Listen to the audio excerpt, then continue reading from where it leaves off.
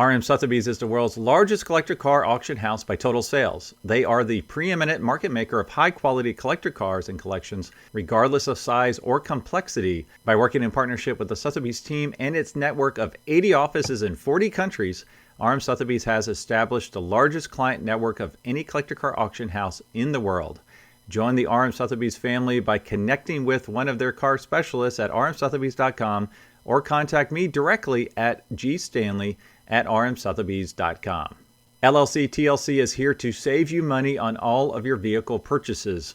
LLC TLC will permanently register your classic cars in Montana to avoid any annual renewal fees. As your registered agent, they will handle everything for you so you never have to step foot in Montana. And as a listener of this podcast, LLC TLC is offering 30% off your entire package. Simply go to llctlc.com/classic or mention this podcast when you contact LLC TLC directly. Okay, well, I'm very excited to have Anna-Louise on, who is a wonderful artist that focuses in on some incredible car artwork. So, Anna-Louise, how are you doing today? Very well, thank you. Well, thank you so much for being on the podcast. We're at Automotive in Monterey, and I just saw your work, and I love your style, and it sounds like you've been doing this for a very long time. So tell us a little bit about yourself. So I started studying artwork, well, at a very young age. I went to Central St Martin's Art College, then I went to the Royal College of Art in London, and then started painting all sorts of things on location. So I considered myself a reportage artist, so reporting what I saw but with images as opposed to a journalist with words. Okay. I got involved with the Royal Navy when I was during college actually. Back in 2001 I approached the Royal Navy and started painting their ships. Wait, so you approached the Royal Navy? Yes. Yeah. How do you do that? So I was at a wedding. My cousin married a captain of a submarine, and at the wedding I discussed with another captain of a submarine sitting next to me if I could get on board a sub and do some painting. He said, no, you're a civvy, we can't get you on board, but what we can do is potentially get you on board a frigate. So I joined HMS Cornwall, which is a Type 22 frigate at sea for a week. I drove down to Plymouth, boarded the ship, and went on a week's exercise, witnessing things like fire exercises, man overboard exercises. Going in the ops room, I was given carte blanche to basically go around the ship and do paintings and photograph people and take sound recordings. And I had an exhibition at the Naval Club in Mayfair. And then I just kept going back and doing other things with the Navy. Then they invited me onto HMS Illustrious, and that was an amazing experience. I was dumped onto the ship by a Sea-King helicopter in a sort of orange suit. And then one of my friends basically said to me, why don't you paint cars? Because obviously the Royal Navy is quite niche, and very much maybe so. Try coming to Monaco for the Grand Prix. So I went to the Historique back in 2008, sat down in the paddock, started painting someone's Ferrari, got tapped on the shoulder and said, when you finish that, can you please paint my Formula Junior Stanguellini? And it just took off from there. So I know we're going to talk about cars, but I got to go back to ships for a second. Were you in love with ships? Like, why did you think that I'm going to start painting ships? When I was at college, I was quite envious of some of my colleagues who were basically really good at painting from life, from their imagination. So they would be able to do amazing book illustrations from their heads, coming up with really imaginative drawings. And I couldn't do that. I like to draw what's in front of me, something that I can physically see with my own eyes, and then I capture it. So I was doing a lot of paintings, for example, backstage at London Fashion Week, painting the models getting ready for the catwalks. I'd go into dental surgeries and paint people having their teeth operated on. Oh my goodness. I would go to tattoo shops and basically all these random places, even strip clubs in London. I'd go in the evenings and sit and draw the girls dancing with the guys sitting in chairs, sort of watching them on stage. So I was always painting what was in front of me, and that was what excited me because I was feeling the atmosphere, I was within the environment. So I basically was speaking to my tutor about this, just saying I was concerned that I didn't have this ability to draw from my head, and he was like, listen, there are some really successful artists out there like Linda Kitson, who was the official Falklands War artist, who was sent out to the Falklands by one of the big newspapers. I think it was the Times, I can't exactly remember, but I actually ended up meeting Linda Kitson, and I was just so enamored with her incredible charcoal drawings of ships and the troops out in the Falklands, and I just thought that is just so exciting to be a war artist being sent out on ships to sort of cover something, because after the Vietnam War there were so many photographers who were just given access to take those horrific photographs. And basically when the Falklands happened, Margaret Thatcher stopped, our English Prime Minister at the time, basically banned any photographers in the Falklands. So Linda was sent as a reportage artist to capture what was happening in imagery. So that whole idea, that seeing her work made me think, I'd like to do something with the Royal Navy. And of course I did do a lot of work with them for a long time. But then it was quite a hard sell, because not many people want a picture of a Lynx helicopter on their wall, or a Type 22 frigate, or an aircraft carrier. Wow, that is really amazing. So you transitioned to automobiles. You said at the Monaco Grand Prix? Historique back in 2008. That's a great one to transition to, right? Yeah, it was on my doorstep pretty much. I was completely broke. I didn't know how I was going to afford to go. A friend of mine said, you can stay with me. I'll introduce you to loads of people. You just have to pay for your flights. So I did that. And it was one of the best decisions I ever made, because I did a few paintings in the paddock. I pretty much sold all of them. And someone said, are you coming to Monza next week? And I'm like, what's Monza? It's a track in Italy. You should come. So I went to Monza, then I went to Spa, then I went to Goodwood, Silverstone, Brands Hatch, Donington, Thruxton, all these places that I'd never even heard of, and I was literally every other weekend going to a different track and painting. And then this guy, I met an amazing guy called Jason Stewart Wright, who races historic cars, said, would you like to do the Monte Carlo Rally? And I was like, I think so, yeah, that sounds really cool. Sounds great. So he flew me out to Finland. I did the Porsche Camp 4 ice driving course. I flew to Italy and Sardinia. I did Formula Ford racing course. Got my driving license, my racing license. Started racing. I raced at Monza. That was my first race. Then Silverstone in the Pre-63 GT race in an Alfa Romeo Giulietta Sprint Veloce 1963. I did the Monte Carlo Rally twice in an Alfa Romeo Giulietta TI 1957 car. And then I did a Tour Auto in a TZ1. So I've had some experience sort of rallying and racing. And sounds like you jumped in with both feet. I did. Yeah, and that's what I think is quite both cool. feet in a racing helmet. But I'm not just painting these cars. I've lived the experience as well. I've gone to many. I've done many rallies, not top end ones necessarily like Tour Auto, but lots of rallies that are organised by friends, where you've just got lots of young people just having a really great time with older people as well who have the cars. And this is back in my 20s and 30s, and just that's awesome. Driven around Sardinia and Sicily and the Dolomites, and some really incredible experiences. That's awesome. I just love the car world. It's like a big traveling family, especially at these historic events. You're right, it is.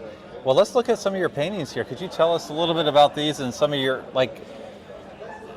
inspirations as far as style-wise? Well, I love color.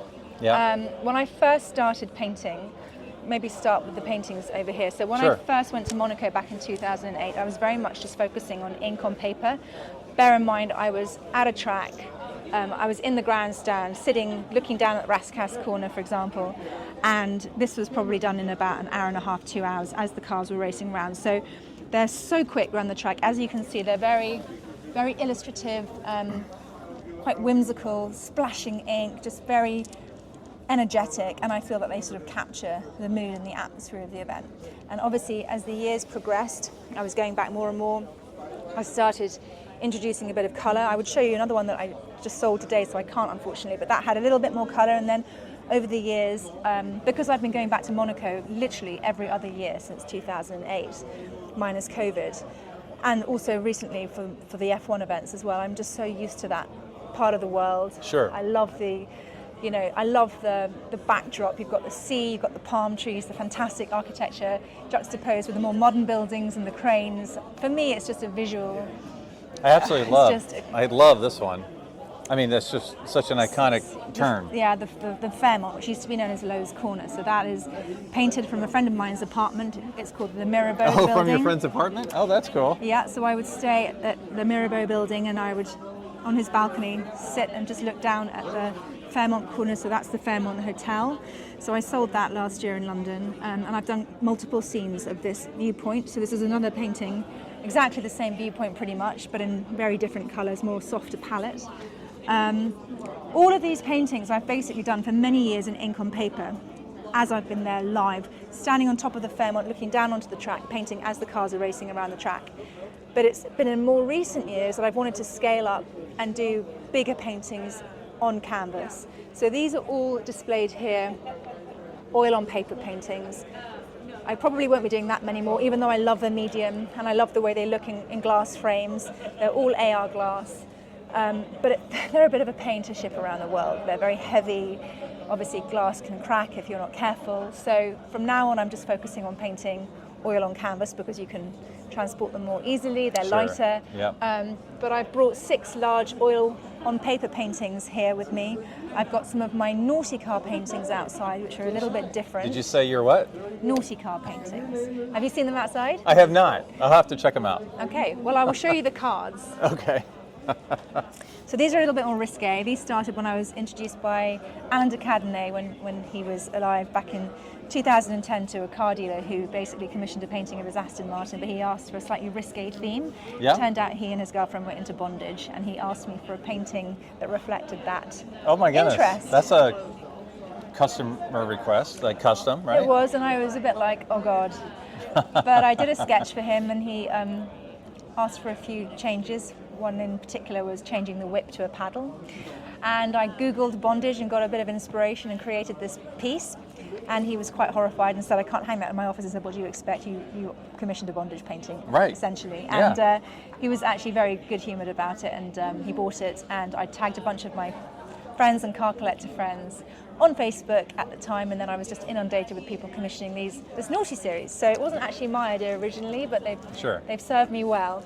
So they are very much commissioned based. I had one client in Switzerland who commissioned 30, and they all hang in his garage above his 30 cars in his garage. Okay. They're a bit like Marmite, you love them or you hate them. Right. They're just a bit of fun. Sure. But then my real passion is just creating these bigger, larger sort of atmospheric, colourful, vibrant, whimsical, cheerful paintings of places I love. So for example, obviously this is my Monaco series. Last year I was exhibiting on my stand at Salon Privé, Blenheim Palace. I met a chap who happened to be the CEO of Saudi Motorsport, a guy called Martin Whitaker, who commissioned me to paint the Formula One poster for the Grand Prix in Jeddah in Saudi Arabia this year. So I went out to Saudi, to Jeddah. I've been there 4 times now this year. Wow. And so that was a really cool commission, and I had an exhibition of my work out there. I'm doing a new series of paintings based on Saudi Arabia and the track in Jeddah, as well as other places. I mean, I don't just paint cars, I paint portraits of people's houses, I paint boats, I paint aeroplanes, Spitfires, all sorts of things. Ships? It started with the ships. Tell me about the pink painting here. So this is a scene that I absolutely love. It's basically in the paddock, sort of where the cars all line up before they go down to race, underneath the show pass sign, and it's sort of facing the sort of Saint-Devote sort of corner. This is the tunnel goes up to the top of the hill there.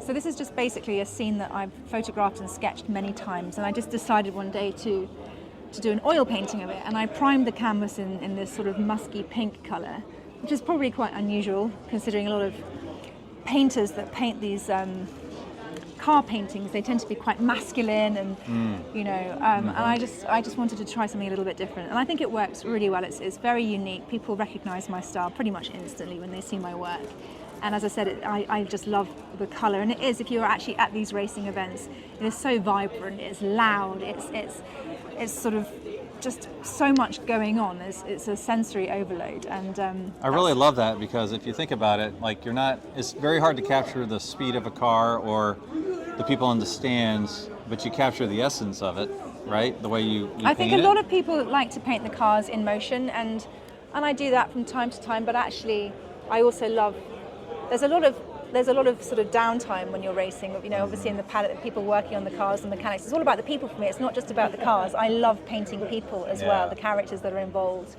So even though they're sort of very impressionistic in a way. I was going to say that, but I didn't want to, I don't know. I see some little impressionistic aspects to it. Yeah, I mean, I'm not into creating something that's a photographic representation whatsoever. Yeah. This is about capturing the atmosphere in some way, but putting my own soul into it.